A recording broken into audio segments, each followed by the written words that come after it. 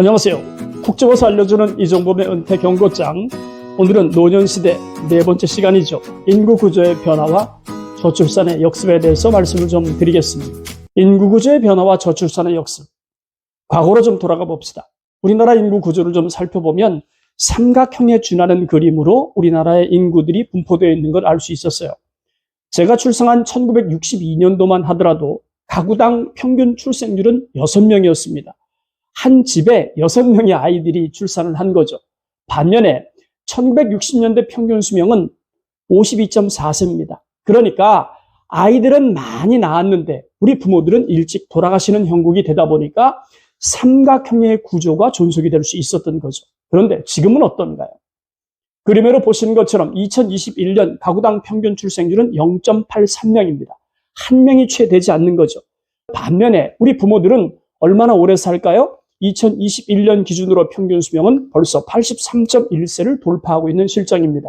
그러니까 아이들은 적게 낳는데 부모님들이 오래 사니까 허리가 두꺼워지는 거죠. 점점 고연령층이 증가하는 구조입니다.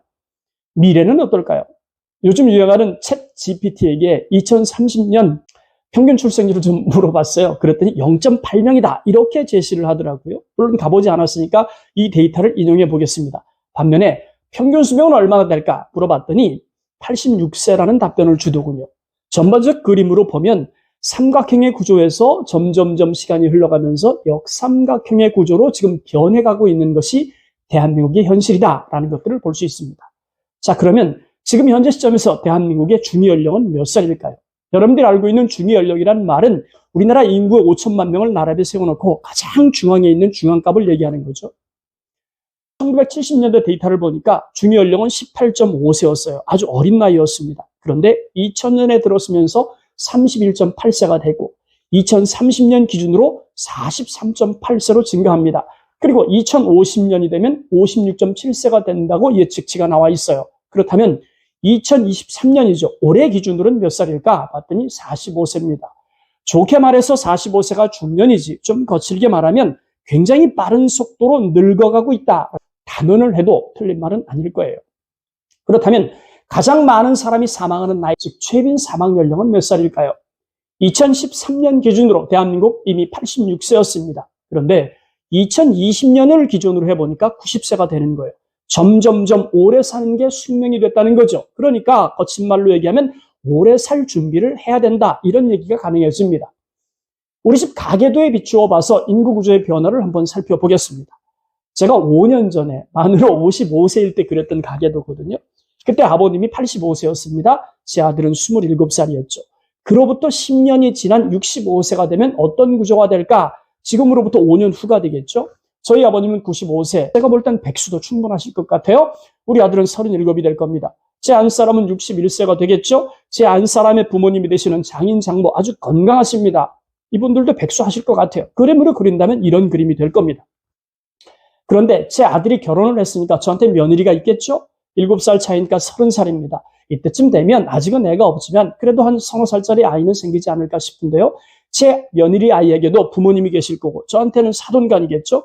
그 사돈에 또 부모가 계시지 않겠습니까? 그림으로 그리면 이런 구조가 완성이 되는 거예요. 그런데 우리 집 기준, 2대 기준으로 보면, 제 기준으로 보면 생존에 계신 부모님 3분을 외면할 수 없습니다. 장인, 장모, 제 아버지죠.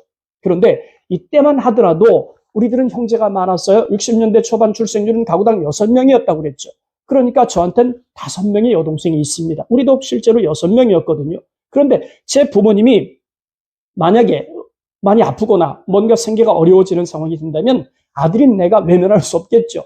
하지만 지금 제가 모시고 있으니까 충분히 부모님 케어합니다. 그런데 들어가는 비용이 많을 것 같다라고 판단이 되면, 제가 부담이 될 거라고 판단이 되면 저는 동생들이 5명이 있으니까 여동생 불러 모을 거예요. 얘들아, 우리 n분의 1 하자. 그래서 6분의 1씩 나눠서 십시일반 부모님을 케어할 수 있습니다. 저한테는 그런 n분의 1 카드가 있다는 거예요. 그런데 제 아래 아들대로 내려가 봅시다. 3대죠. 우리 아들 며느리 기준으로 보면 만약에 우리 집 가계도에서 이 그림처럼 모두가 생존한다면 11명이 생존할 수 있습니다. 그런데 그거 아세요? 우리 아이들은 하나 아니면 둘밖에 안 낳잖아요. 저도 아들, 딸 1명씩 둘밖에 안 낳습니다. 얘네들은 n분의 1 카드를 쓸 수 있을 만큼 넉넉하지 않다는 거죠. 생존에 계신 부모님들은 굉장히 많은데 본인들이 케어할 부모들이 그렇게 많은 거예요. 외면할 수 없는 부모들, 핏줄들이 그렇게 많은 거예요. 경제활동하지 않는 부모들이 너무 많은 거예요.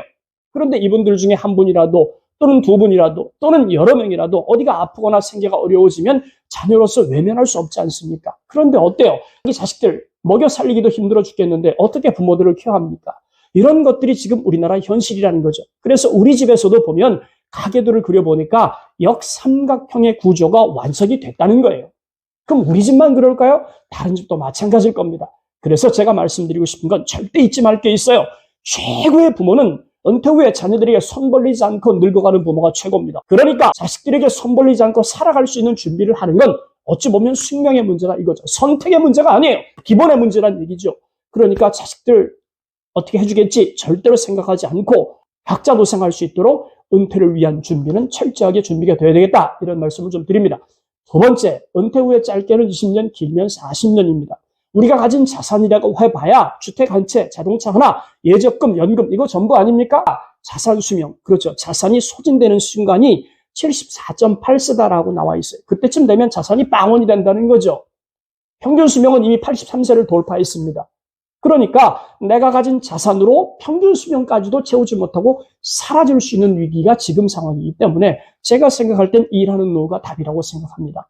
어떤 사람은 그렇게 얘기해요. 은퇴하고 나면 30년, 40년 동안 열심히 일하고 살았으니까 이제는 30년은 열심히 놀면서 즐기면서 생활해야 되는 거 아니냐. 예, 저도 동의합니다. 하지만 현실은 그렇지 못해요. 그렇게 살 수 있는 여건이 안 된다는 거죠. 그렇다면 방법은 하나밖에 없습니다. 일하는 노후가 답일 수밖에 없는 거죠. 그러니까 완전히 일손을 놓는 건 위험합니다. 그래서 저는 반태란 말을 자주 쓰죠.